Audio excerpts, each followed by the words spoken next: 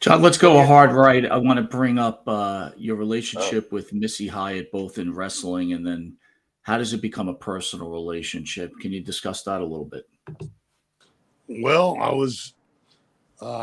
moved to Atlanta from Pensacola to be moved in with Michael, and while I was there, and they were teaching me, and I started trying to get bookings for independent shows. Um, I was hooked up with a guy. His name was General Homer Odell. Didn't know him from Adam's House Cat. Him and Missy Hyatt somehow related. In the independent scene, General Homer Odell was my manager.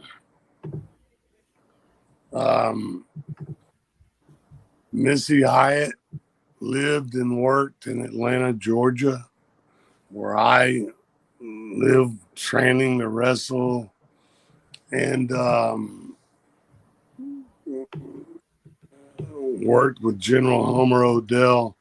Well, Missy, I can't say specifically what happened, but through the general, I met Missy, and we became um, boyfriend and girlfriend. Or I was fortunate enough to, at that time, and still today, fortunate enough to be hooked up with one of the most beautiful women on the planet.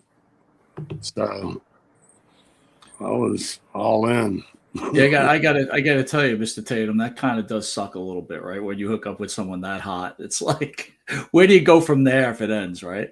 Dude, I've just, I got a mirror. I'm not the most beautiful guy on the planet. I don't know, bro. You've done pretty good for yourself, but go ahead. you look pretty good back in the day. What are you talking about? I've been blessed with some of the most beautiful women. I don't know how. I've been married twice to, gosh, they were prettier than Missy, or I wouldn't have married them. Yeah. I just stayed with Missy. But anyway, that's a long another story. Um, but Well, I wanted to ask you about that, John. So you guys are in a professional relationship and a personal relationship, right? And Jimmy and I, my partner, Jimmy, we always discuss about wrestling being this microcosm, but this like intertwined family. You were even speaking about that about the Von Erichs. My question is to you, and again, we're just fans. So I don't know the story, but from what we heard, she ended up becoming in a relationship with hot stuff Eddie Gilbert, and then ended up leaving. If that is true, like, how did that affect you on a professional basis? Because you were probably working with Eddie Gilbert at the time. So how does that make you feel? well, And if I'm wrong, correct me. So no, you're 100% right. I mean, I can take the long way, the short way, but I mean, specifically, what do you want to add? I mean, well, I you're in a business relationship with Missy, you're in a personal relationship with Missy, and you're in a professional relationship with Eddie. That something obviously goes on behind your back, I'm assuming, and then the breakup happens. So I want to know what your feelings are there personally and professionally, and how do you get through okay. that? Well, at that time, I'd been together with Missy long enough that my profession, we were both at a point where she knew she was good and I knew I was good. Eddie was the boss, um, deservingly so. And, the Missy thing with Eddie happened, and I accepted it, and everything was cool.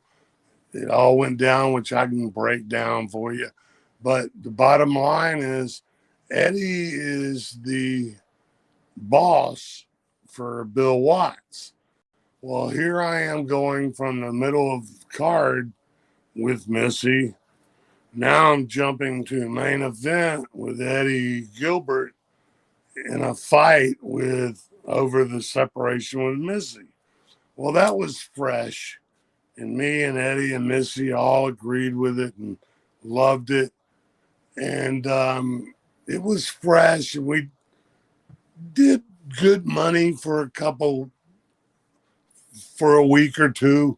We did good money, not great like I thought, but it was kind of, the people were acting kind of funny to it. They didn't know whether to root for Eddie, whether to who.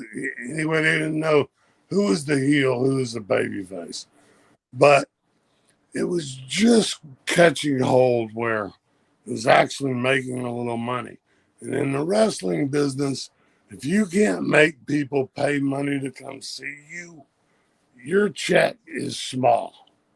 Well, it just got where people were paying attention because of TV and because of Eddie's mastery. Eddie and I were, booked against each other, with Missy not deciding who she wants to be with, type thing. But that worked real well. And I really, here you got the booker, the boss. He wants your girl. You kind of don't care about losing your girl. You're in a great spot with her new boyfriend, who's the booker, and people are going to really dig this. So I was 100% in. Eddie was first class. Missy was first class. Both of them were. You said the word behind my back, John, I'm sorry, John. I find this amazing. To me, I'm trying to put myself in the position. A public figure is a public figure, no matter what. Especially nowadays, everybody could be a public figure. They want to have a show. I understand all of that, but at the time that this happens, you got to be pissed off. I would have been pissed off. So somehow this translates from, if you weren't pissed off, I'm amazed at that, first of all. But if you were pissed off, how do you go from that? It's like a private thing, and then it becomes a public angle. How do you really go through all the emotions? Did you have any, or is this just business at the end of the day? It just got to the point, Missy and my relationship, I was involved in other things. Apparently she was. We were both grown-ups.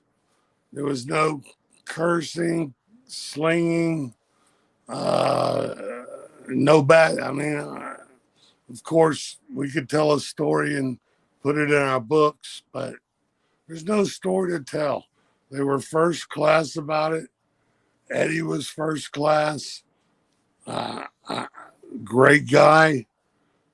Missy was first class. They didn't do sneaky shit behind my back. They let me know that, hey, we want to do sneaky shit behind your back. So the Gucci bag was not a surprise? I'm just asking as a fan. I was not, because on being on TV with Missy Hyatt, and for some reason, girls, especially strippers, for some reason, who watched Missy Hyatt and myself on television, for some reason, they wanted to have sex with me. I don't know if it was to piss her off, or thought I was going to tell, or whatever. But they were actually these beautiful high-dollar strippers. They were having sex with me regularly, just because I was on TV with Missy Hyatt. Loving it. Hey, I'm being honest. I had been so blessed because of her to be with women in my life I could have never been with. I mean, I feel like I was talented. I come from a talented family. but never talented enough to have been blessed with the beautiful women I've been blessed with. I'm just, phew, like everybody says, you outkicked your coverage, brother. Hey, when did it do that, brother? That's it, right? Hey, I've just been blessed. I hate to say the word fuck, but I fucked up 2 great marriages, 2 great women, 100% my fault with both of them. You know, can't blame it on the business. Got nothing to blame it on but myself. John, let me ask you this on a personal level. Have you said that to both these women? I mean, you're kind of revealing this on the show. Have you said to them, "Hey, I'm sorry for what happened"?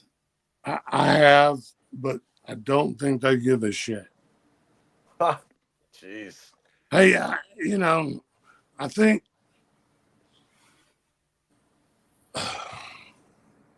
there's times you have a little money and you do better than you should because you got a little money.